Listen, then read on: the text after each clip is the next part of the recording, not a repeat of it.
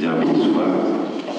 Merci. Et c'est toujours pour moi un plaisir et une émotion à la fois de me retrouver dans cette ville et puis dans cette communauté et puis de me retrouver avec le grand Armel Borsia.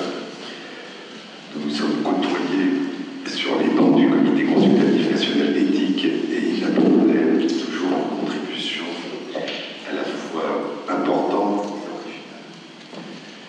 Vous évoquiez le souci des enfants quand on voit la voix des enfants, et ça me faisait penser à un Indien, Kaliat Satyarthi, qui a reçu le prix Nobel de la paix en 2014 avec une presque enfant, Malala Yousafzai. Et Kaliat Satyarthi disait, il s'est battu pour permettre aux enfants de ne pas travailler, de pouvoir aller à l'école à travers le monde, et en partie dans les pays pauvres. Il disait aujourd'hui, je suis le son du silence et la voix de l'invisible. Je représente tous les rêves des enfants et je suis là pour parler au nom de nos enfants parce qu'ils sont tous nos enfants. Donc je pense que ça reflète ce souci pour l'enfant, pour notre enfant et pour tout enfant qui d'une certaine façon est notre enfant. Et je crois qu'une grande partie des problèmes éthiques, une grande partie des questionnements éthiques touchent à cette question de notre enfant, notre adolescent, adulte ou personne âgée comme notre proche, ce que Paul Ricoeur appelait se penser et disait que entrer en éthique, c'était pouvoir se penser soi-même comme un autre, non pas que l'autre était comme nous-mêmes, et essayer de nous imaginer nous-mêmes à la place de l'autre. Et dans beaucoup de situations, tu aimeras ton prochain comme toi-même, car vous avez été, tu aimeras l'étranger comme toi-même parce que vous avez été étranger au pays d'Égypte. Dans beaucoup de situations, il s'agit de nous mettre à la place de l'autre, qui est dans un pays où nous n'avons jamais été. Et quand c'est le pays de la fin de vie, quand c'est le pays de la maladie d'Alzheimer, quand c'est le pays du handicap mental, quand c'est le pays de toute une série de situations, la difficulté d'essayer de nous mettre à la place de l'autre, d'entrer en dialogue avec l'autre, vient du fait que cette personne est dans un pays dont nous n'avons jamais vécu, et donc je crois que c'est une des plus grandes difficultés. C'est pas simplement d'engager un dialogue, c'est pas simplement d'entrer en relation, c'est pas simplement de bâtir dans une discussion commune, une réflexion, une solution commune. C'est de pouvoir véritablement faire un pas de côté et essayer de nous penser à partir d'un point que nous ne connaissons pas. Je pense d'une manière générale, mais peut-être à cause de mon passé de chercheur, je pense que la démarche éthique est une démarche de questionnement et qu'il y a le même rapport entre l'éthique et la morale, l'éthique et les lois, l'éthique et les bonnes pratiques, qu'il y a entre la recherche et le savoir. La recherche est une démarche de respect pour tout le savoir accumulé et elle est en même temps une démarche de transgression qui fait le pari que, en remettant en question le savoir, en explorant l'inconnu, on aura peut-être un savoir encore plus riche. Je pense que le questionnement éthique procède de la même manière. C'est le pari quand c'est à la fois le respect de toutes les solutions qui ont été apportées au cours du temps et à travers l'espace, mais c'est le pari que si on remet en question la morale, les règles, les lois, les bonnes pratiques, on peut peut-être en trouver qui soient plus conformes à une situation donnée, plus conformes à nos valeurs. Et ça demande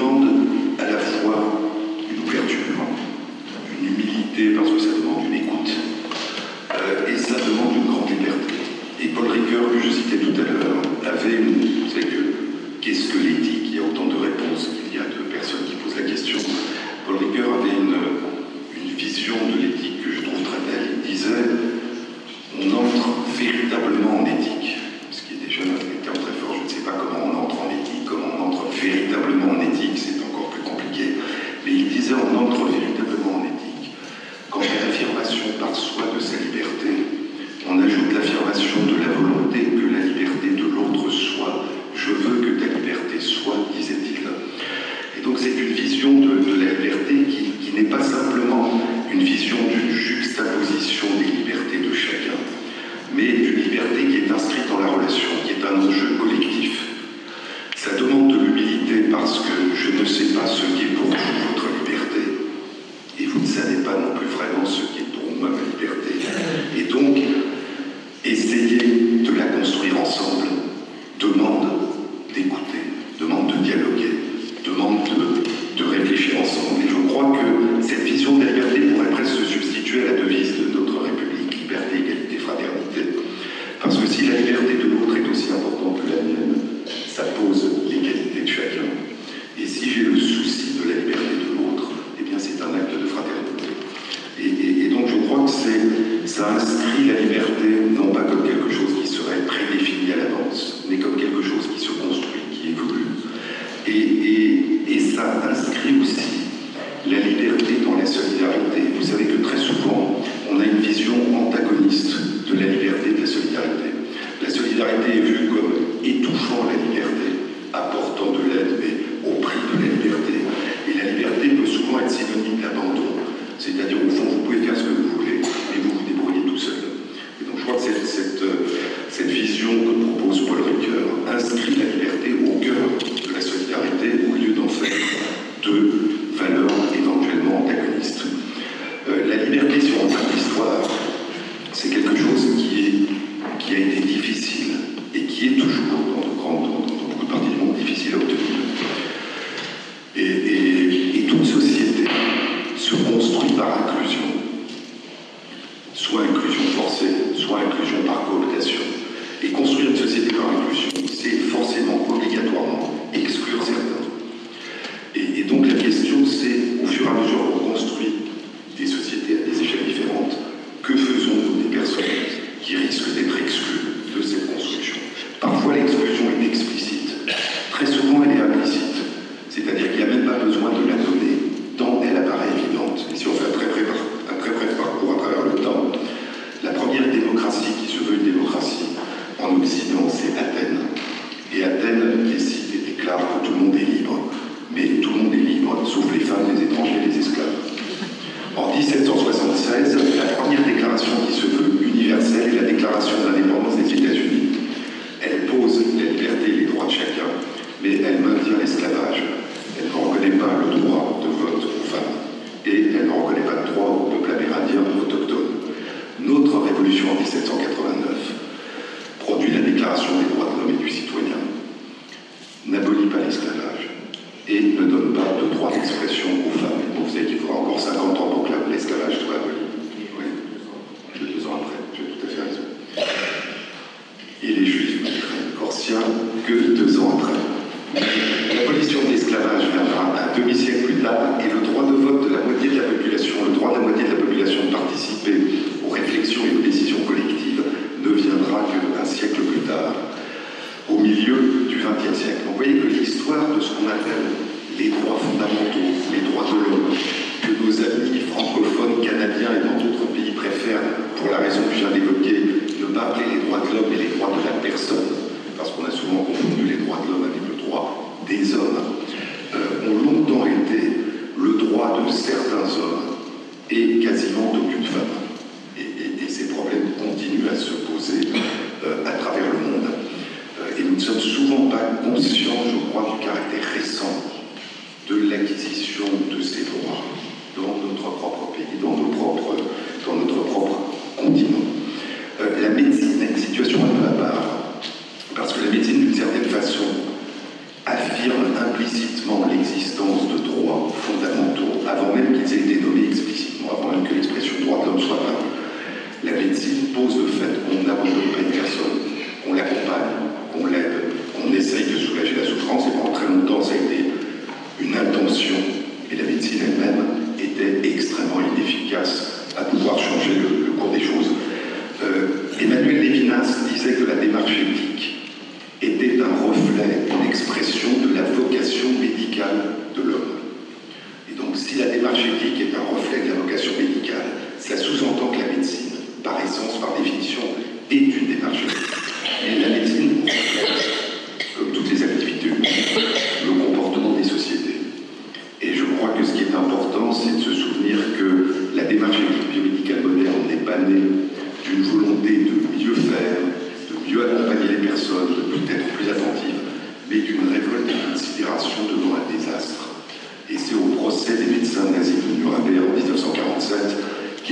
appelle le Code Nuremberg, qui a établi les principes essentiels sur lesquels se fonde aujourd'hui la démarche éthique biomédicale dans le monde. Et l'un de ces principes, qui revient à ce que je disais sur la liberté et le respect des droits de la personne, c'est ce qu'on a appelé le consentement libre et informé, et qui renvoie en écho à une phrase de Primo Levi, si c'était un homme. Le consentement libre et informé, c'est pas le droit de dire oui, c'est le droit de dire non. Et ce que disait Primo Levi dans Si c'est un homme, c'est il nous reste encore une ressource et nous devons la défendre jusqu'au bout, parce que c'est la dernière, refuser notre consentement.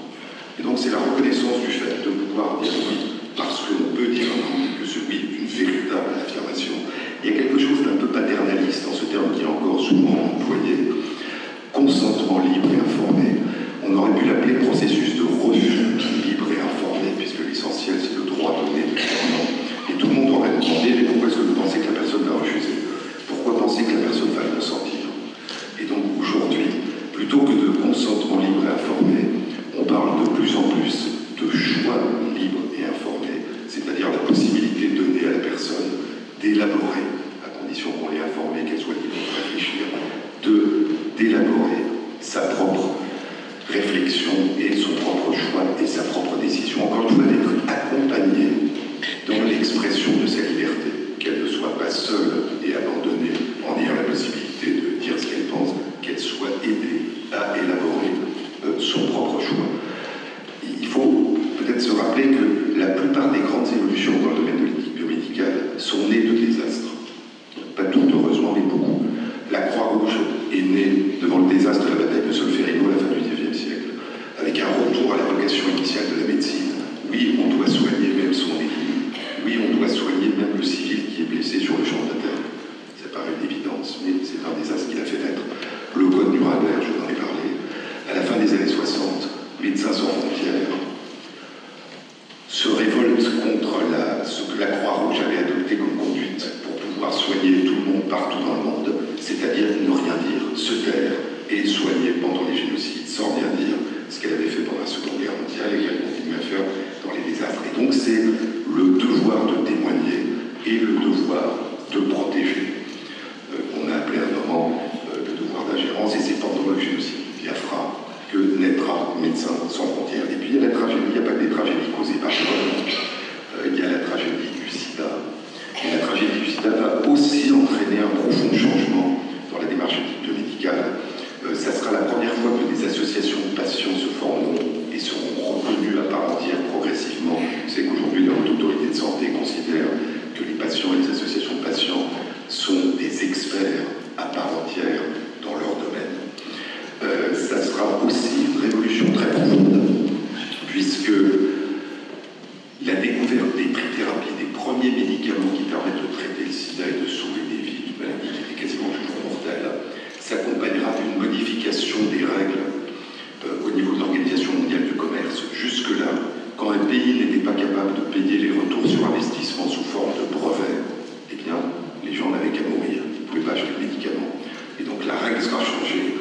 Et on dira que lorsqu'un pays n'a pas l'argent pour payer le retour sur investissement sur le brevet, eh bien il peut fabriquer ou acheter le médicament au prix coûtant, ce qu'on a appelé les médicaments génériques. Puis il y a eu cette idée aussi qui était importante dans le sida, que Jonathan Mann a beaucoup poussé, qui était que non seulement l'éthique biomédicale doit respecter les droits de l'homme, les droits de la personne, ce qui est évident, mais que le respect des droits de la personne peut avoir des effets majeurs en termes de santé publique et en termes de médecine.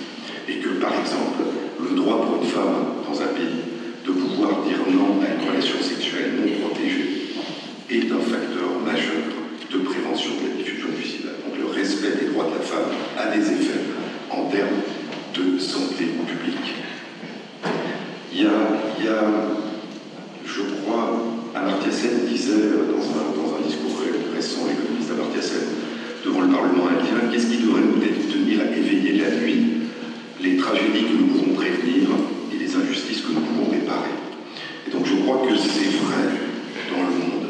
Les problèmes se posent à une échelle majeure. Je parlais tout à l'heure des enfants. Il faut se rappeler que 2 milliards de personnes dans le monde aujourd'hui vivent dans ce qu'on appelle l'insécurité alimentaire. L'insécurité alimentaire, c'est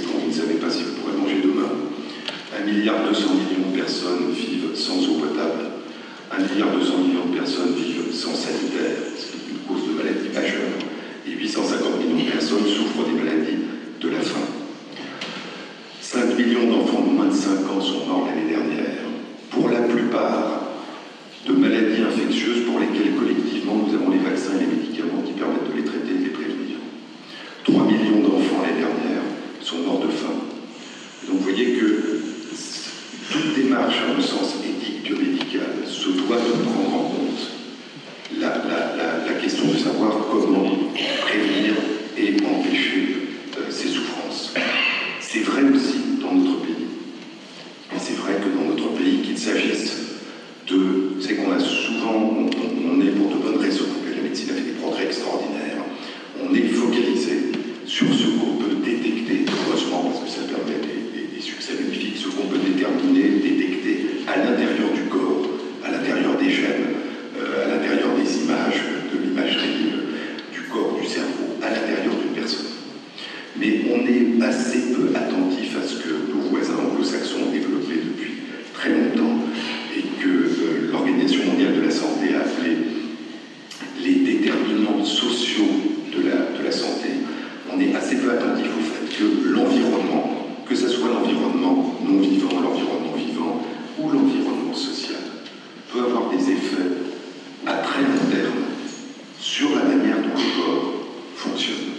Et que ces effets commencent alors qu'il n'y a rien à détecter dans le corps. Et on détectera dans le corps 5 ans plus tard, 10 ans plus tard, 20 ans plus tard, des facteurs qui sont dus à notre environnement.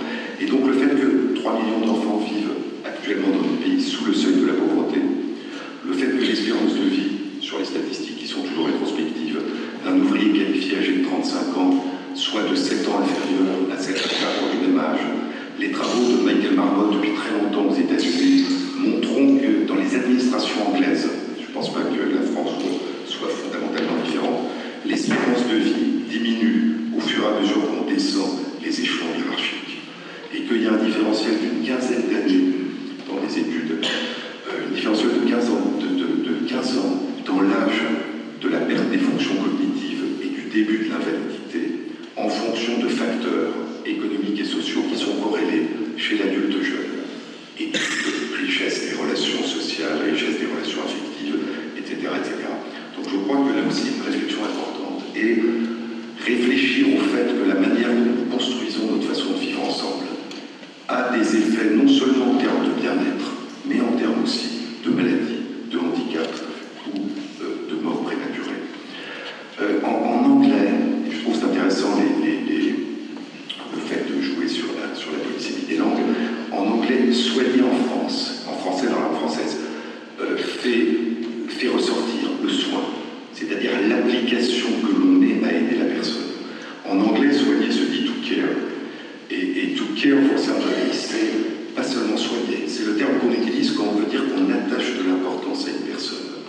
Et donc, dans la langue anglaise, soigner, c'est attacher de l'importance à une personne, reconnaître cette personne comme étant importante. Et je crois que c'est quelque chose c'est pas seulement le soin que l'on met à faire ce qu'on fait, c'est le fait que la personne soit reconnue à part entière. Et la médecine, avec les progrès fantastiques qu'elle a réalisés, a eu tendance à oublier un peu tragiquement la personne lorsque les avancées techniques qu'elle pouvait mettre en place n'avaient pas d'efficacité. Et une des illustrations les plus spectaculaires, les plus étranges, a été ce qu'on a appelé une révolution dans les années 70, qui a été due à l'action de femmes médecins anglaises, et qui a fait que les personnes, ces femmes se sont aperçues que des personnes que la médecine ne pouvait plus sauver, ne pouvait plus guérir, ne pouvait plus soigner de manière efficace, étaient abandonnées. Et cette révolution, on l'a appelée la révolution des soins palliatifs. Donc il a fallu attendre les années 70 en Angleterre pour qu'on s'aperçoive qu'on ne pouvait pas, quand on ne pouvait pas changer le cours des choses, abandonner une personne tout simplement parce qu'on ne pouvait plus la guérir ou la remettre sur pied. Et je crois que la très grande difficulté que nous avons en France, et le Comité consultatif national éthique a beaucoup travaillé sur cette question durant les 2 dernières années, la très grande difficulté que nous avons à rendre accessibles les soins palliatifs pour toute personne, non seulement en fin de vie, parce qu'il n'y a pas seulement en fin de vie qu'on peut être sujet à des douleurs ou à des souffrances, mais à toutes les périodes de la vie où ça s'avère nécessaire, traduit cette difficulté à reconnaître la personne, à accompagner la personne en plus et à côté de tout ce qu'on peut faire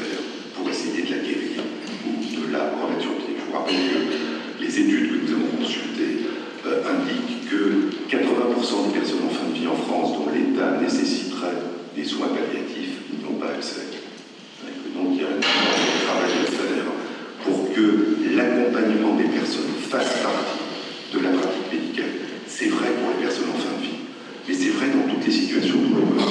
Et l'accompagnement des personnes âgées vulnérables, l'accompagnement des personnes avec handicap mental, l'accompagnement des personnes atteintes de maladies psychiatriques graves. Nous avons rédigé un avis du Comité consultatif national d'éthique dans lequel nous exprimions notre étonnement et notre tristesse de voir que beaucoup de personnes schizophrènes étaient soit enfermées en prison, en cellule, soit abandonnées dans la rue. Et donc la question de pouvoir accompagner les personnes quand on ne peut pas les guérir et de leur permettre de vivre le mieux possible, du mieux possible avec les autres et parmi les autres est une question, je pense, essentielle au-delà de toute question technique et au-delà de toute question qui concerne les avancées techniques de la médecine et de la science. Et la Déclaration universelle de l'UNESCO sur la bioéthique, qui date de 2005, s'intitule, et je trouve ça intéressant, Déclaration universelle. Elle a été adoptée par l'ensemble des pays du monde, malheureusement elle n'est pas contraignante. Elle s'intitule Déclaration universelle de la bioéthique et des droits de l'homme. Et donc je crois qu'elle lie intimement la démarche éthico-médicale à la démarche des droits fondamentaux de deux façons, ce que j'évoquais. D'une part, parce qu'il n'y a pas de démarche médicale, de démarche de recherche médicale qui se veut éthique et qui ne respecte pas les droits fondamentaux de la personne. Mais d'autre part, parce que l'éthique biomédicale dans le monde est une façon, est un levier pour propager la notion et le respect des droits de la personne.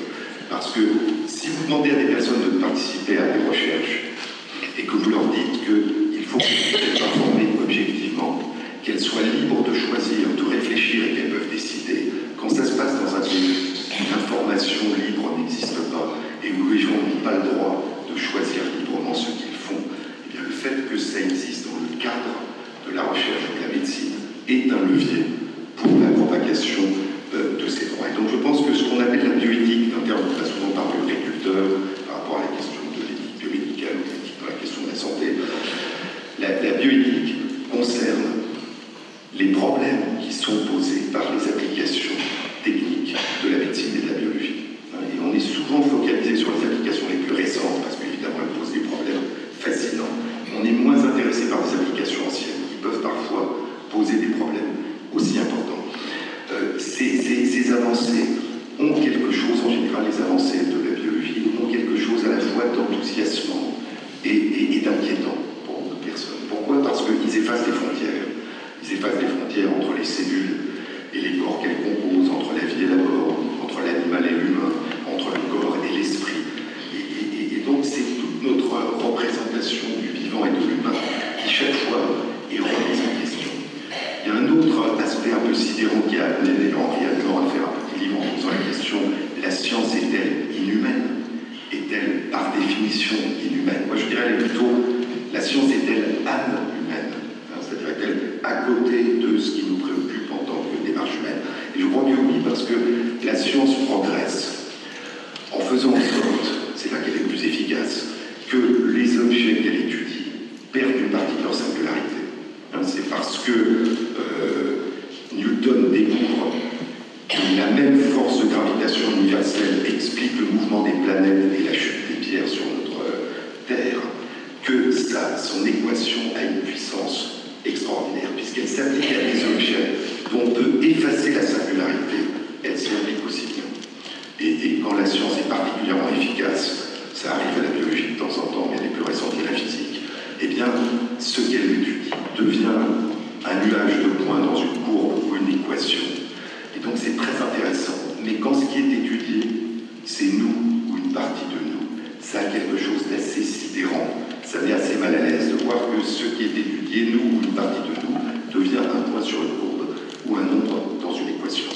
Et donc la question c'est comment est-ce qu'on peut faire en sorte que les avancées de la science, et quand la science avance, et qu'elle avance vraiment, c'est qu'elle découvre des choses qui sont vraiment contraires à notre intuition. Plus ce qu'elle découvre est contraire à notre intuition, plus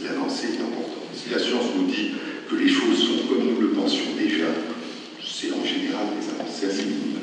Donc quand la raisonnablement Brenel des banques cachées et elle nous questionne.